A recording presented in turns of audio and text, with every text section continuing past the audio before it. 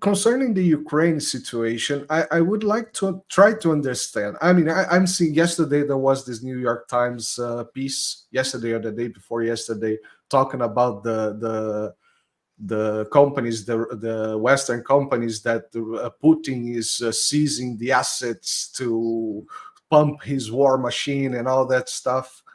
And watching Alex Cristoforo, he made a very interesting point that piece from New York Times sounded a lot like a preparation for seizing the assets, because the European Union has no idea still how to do it. But my question at this moment would be, how do you believe, or how do you see the United States getting his ass out from this situation? Because, I mean, the writing's on the wall. Everybody can see everything. Right. But how do you think the Americans is going, or is the United States trapped in its own narrative spin-off? Yeah. No, I think we're trapped. We're going to be, look how we exited Vietnam. Look how we exited Afghanistan. We basically, we're like the person in a house on the second floor. The house is on fire, and they wait until the fire gets to the second floor before they say, oh man, I got to get out of here. I'm going to die. So they go running out. I think the same is going to happen in Ukraine. A friend of mine was in touch with a senior Republican member of Congress. And my friend said to him, so, when are we going to get out? And the guy looked at him like he was crazy. Get out? Are you kidding? Boy, as soon as we deliver those F-16s to the Ukrainians, boy, it's going to turn the tables on the Russians. And it's like, are you out of your mind? Number one, the F-16 is going to get shot down as soon as it gets up in the air, or it may get 2 missions before it gets shot down. How many ever they send? Secondly, the Ukrainian pilots have only got the minimal level of training to fly those aircraft, and particularly to operate them in a combat environment. It's insane. But, they'll deploy those F-16s. The Russians will shoot them down. And then the United States will realize, oh, we've shot everything. We've given everything we have. We have no more to give. And, that moment, I think, will come probably end of March, end of April, maybe in July at the latest. I don't see this war lasting beyond summer, from a simple standpoint of, as the U.S. political campaign heats up, the Americans have no stomach for more war at all. God knows what's going to be going on with respect to Yemen and Israel at the time. Then we could be in some other real serious international crises. The United States does not have the industrial capability to keep Ukraine in the fight. The hordes of illegal migrants flooding into the United States, it's become alarming.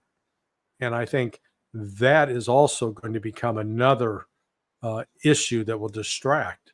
So, once the United States is no longer, pumping money into Ukraine, they're done. They do not have the economic base to sustain themselves in a fight.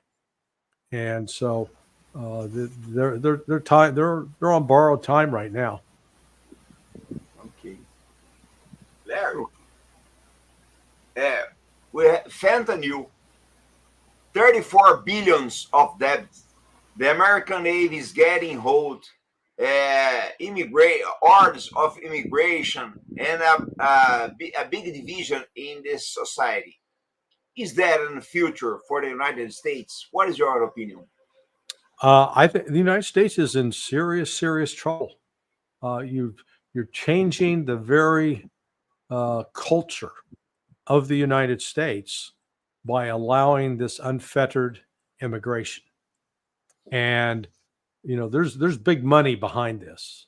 I was talking with some friends. I mean, this really needs to be investigated, because this is not a spontaneous movement of people say, oh, I don't like living here. Let's go to the United States. Let's go pay a bunch of drug cartel guys in Mexico thousands of dollars and, and then have to risk our lives swimming across the river just to get in the United States. Someone's funding this.